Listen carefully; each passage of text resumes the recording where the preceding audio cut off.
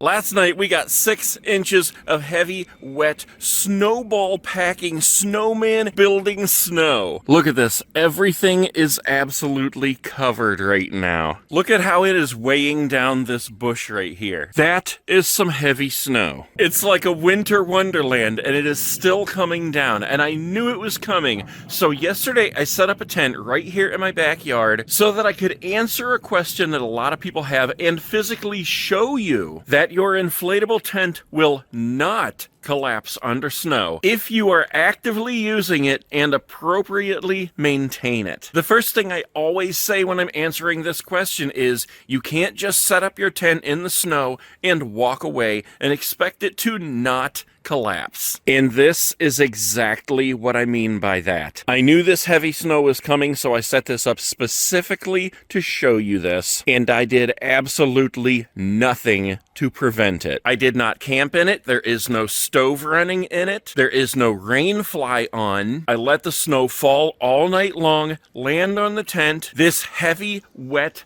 packing, snowman making snow so that I could show you that if you set up your tent and you leave it alone in the snow without taking any measures to camp in it, heat it, use the rainfly, remove the snow, prevent the snow, maintain your tent, this is what's going to happen. It's not a brick house.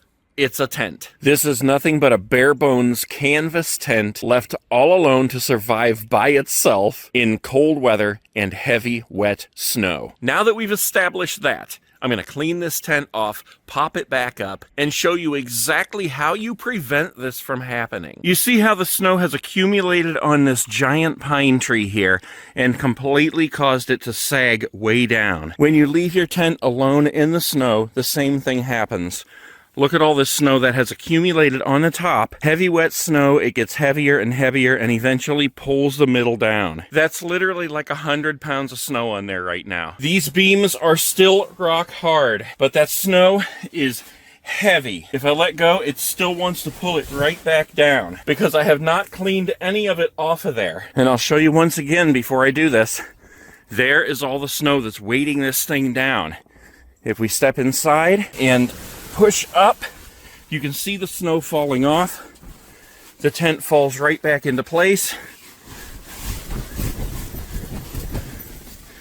Knock off all that snow.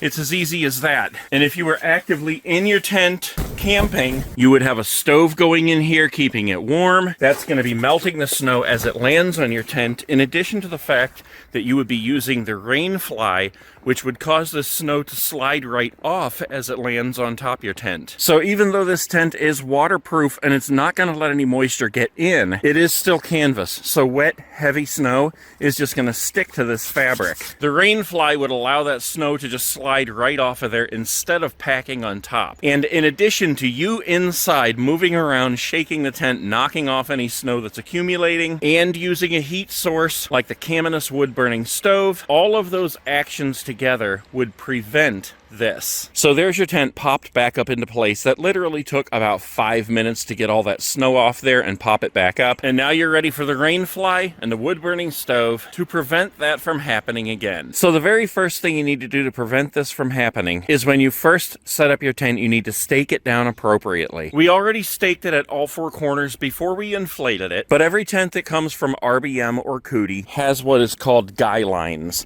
Now guy lines are basically just ropes that allow you to stake down your tent to give the structure more stability. These are already connected to the tent when you take them out of the box. You can see it connects in 2 different areas here, comes together as one line. There's one of those on each of the 4 corners. Some tents even come with them installed at the peak on both the front and the back, but we want to pull those out and stake those down all around the tent. That's going to help to stabilize the frame and hold your tent steady in case of high winds. So now we've got our tent all clear of snow. We've got all all 4 guy lines in place, and your tent is appropriately stabilized at your campsite. I've used these tents in winds beyond 50 miles per hour, and they hold still like a rock if you have them appropriately staked down. So the next thing we need to do is get a heat source in here. In this case, we're going to use the Caminus M wood-burning stove. You can see how the skylights on each side of the tent are frozen over. The tent fabric is pretty dry at the moment, but putting the wood stove in there is going to help to heat up the fabric, the frame of the tent, and those skylights on the top. It's going to melt any snow or ice that's on your tent or the skylights, and it's going to heat up the inside of the tent, which is going to heat up the frame, which will cause the air to expand inside the frame and help keep your tent stable. There's a common misconception that if you try to camp in cold weather in an inflatable tent, that cold weather is going to cause the air tubes to collapse. It's the same concept we're talking about here, how you can't set up your tent and then just walk away. If you have no heat source inside your tent, yes, the cold air is going to get to those tubes, cause the air inside to contract, and it's going to weaken that frame. But if you have a heat source, like a wood-burning stove, it's going to keep everything warm inside there, including that frame. The air inside the frame is going to expand, and you're not going to have that problem. You can see that snow and ice better from the inside, and we can just hit it and try to knock it off, but we really need to melt that off. All right, so we have our wood stove going. It's already starting to warm up in here. The snow and ice is already melting on these windows, and they're already starting to feel softer. The clear plastic on the front here, when it's cold outside and that clear plastic is cold, it's very stiff and it's very difficult to pull together to zip. But once that stove has run for a little bit, it's going to soften that up. We're going to be able to zip that like it's nothing. But for now, let's go ahead and step outside. We'll close up the tent.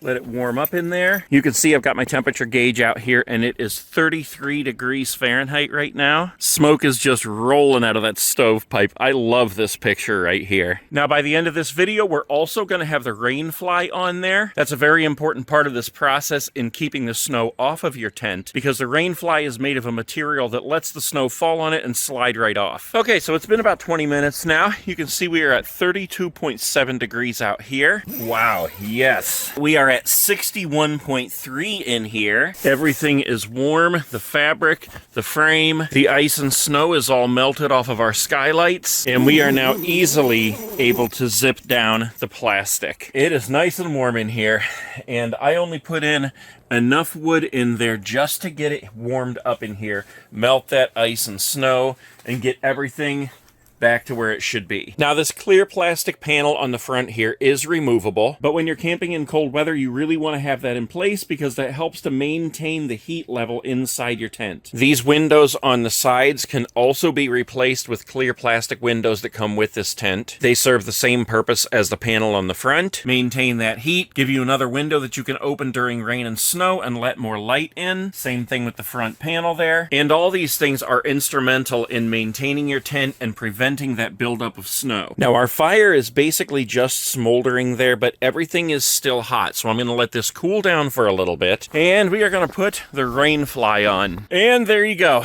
All done. Rainfly is on. Now, I do have to say this rainfly is actually made for a larger tent. This tent does come with a rainfly that is the perfect size, but this one already had the stove jack ready to roll. This particular tent comes with a stove jack in the tent itself, but not in the rainfly. So you have to install one yourself, which I actually have a video up telling you how to do that, showing you exactly how I put it in this rainfly right here. So there it is, guys. That is the whole setup to survive camping in the snow. We've got the tent staked down exactly how it should be to stabilize the whole setup. We've got the Caminus M wood-burning stove inside. We've got the clear plastic panel in the front here so we can sit inside the warm tent and watch the snow fall. And we have the rainfly. So while that snow falls, it's going to land on that rainfly and slip right off. Two completely different types of material. This is canvas. This is like a nylon. And we got a tiny little bit of snow coming down here. And as you see, as it hits the side, it just rolls right down. 31 degrees out here right now, 69 inside the tent. And that is how you survive winter camping and prevent your tent from collapsing in the snow.